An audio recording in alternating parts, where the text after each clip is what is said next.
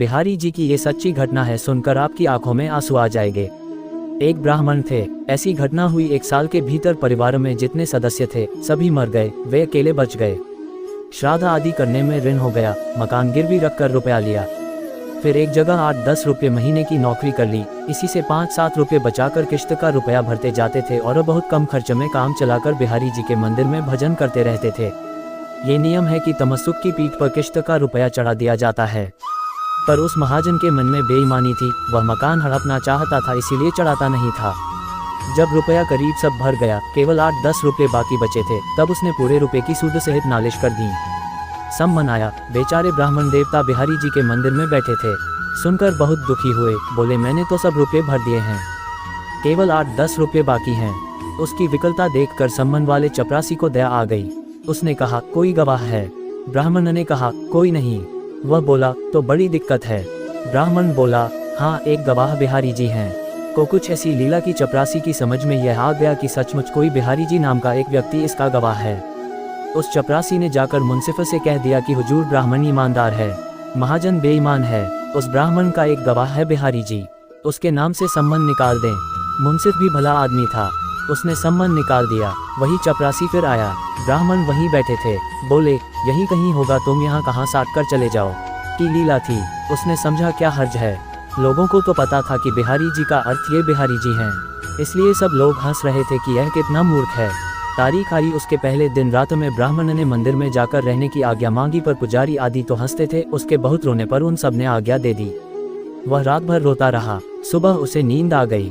देखता है कि बिहारी जी आए हैं और कह रहे हैं, रोते क्यों हो, तुम्हारी गवाही मैं जरूर दूंगा। नींद खुलते ही वह तो आनंद में भर गया और उसे तनिक भी संदेह नहीं रहा। पूरा विश्वास था कि ये मेरी गवाही जरूर देंगे। लोगों में हलचल मच गई। उसने कहा, तुम लोग देखना, मेरी गवाही बिहारी जी जरूर देंगे। बहुत से आदमियों ने सोचा चलकर कोर्ट आज तमाशा देखेंगे, पर की लीला आंधी पानी आ गया। फलतः बहुत कम आदमी जा सके, फिर भी कुछ पुण्यात्मा भाग्य से चले गए। कोर्ट में मुंसिफ के सामने मामला पेश हुआ। मुंसिफ पूछा, गवाह आया है? ब्राह्मण बोला, हाँ हुजूर आया है। चपरासी ने आवाज लगाई, बिहारी गवाह हाजिर हों। पहली बार कोई जवाब नहीं, दूसरी बार कोई जवाब नहीं, तीसरी बार जवाब आया, हाजिर है। इतने में लोगों ने देखा एक व्यक्ति अपने सारे शरीर को काले कंबल से ढांके हुए आया और गवाह के कटघरे में जाकर खड़ा हो गया। उसने जरा सा मुंह का पर्दा हटाकर मुंसिफ को देख लिया। बस मुंसिफ के हाथ से कलम गिर गई। वह एकटक कई मिनट तक उसकी ओर देखता रहा। उसकी ऐसी दशा हो गई मानो वह बेहोश हो गया हो। कुछ देर बाद मुंसिफ बोला, आप इसके गवाह हैं? वह काले कंबल वाला बोला, जी हाँ। आपका नाम? बिहारी। आपको मालूम है इसने रुपये दिए हैं? इस पर बड़ी सुंदर उर्दू भाषा में बिहारी गवाह बोले, हुजूर मैं सारे वाक़यात अर्ज करता हूँ। इसके बाद बताना शुरू किया, अमुक तारीख को इतने रुपये, अमुक तारीख को इतने रुपये, तारीखवार करीब 100 तारीखें बता दी। मुद्दई का वकील उठा और बोला, हुजूर यह आदमी है कि लाइब्रेरी, कभी आदमी को इतनी तारीख याद रह सकती है? बिहारी गवाह बोले, हुजूर मुझे ठीक ठीक याद है, जब ये रुपये देने जाता था तब मैं साथ रहता था। मुंसिफ, क्या रुपये बही में दर्ज हुए हैं? बिहारी गवाह, जी हाँ, सब दर्ज हुए हैं, पर नाम नहीं है। रोकड़ बही में उन तारीखों में रकम जमा है, पर इसका नाम नहीं है, दूसरे झूठे नाम से जमा है। मुंसिफ, तुम बही पहचान सकते हो?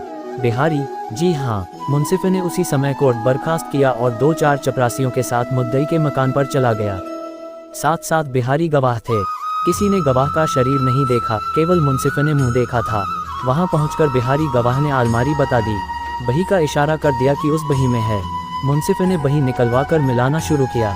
गवाह ने जो तारीखें बताई थी उन्हीं में उतनी रकम दूसरे उच्चंत के नाम से जमा थी। अंतिम तारीख कई पन्नों के बाद थी। पन्ने उल्टने में देरी हो गई, पर वह भी ठीक मिली। पर इतने में ही लोगों ने देखा कि बिहारी गवाह का पता नहीं क्या हुआ, कहाँ गए, कुछ पता नहीं चला।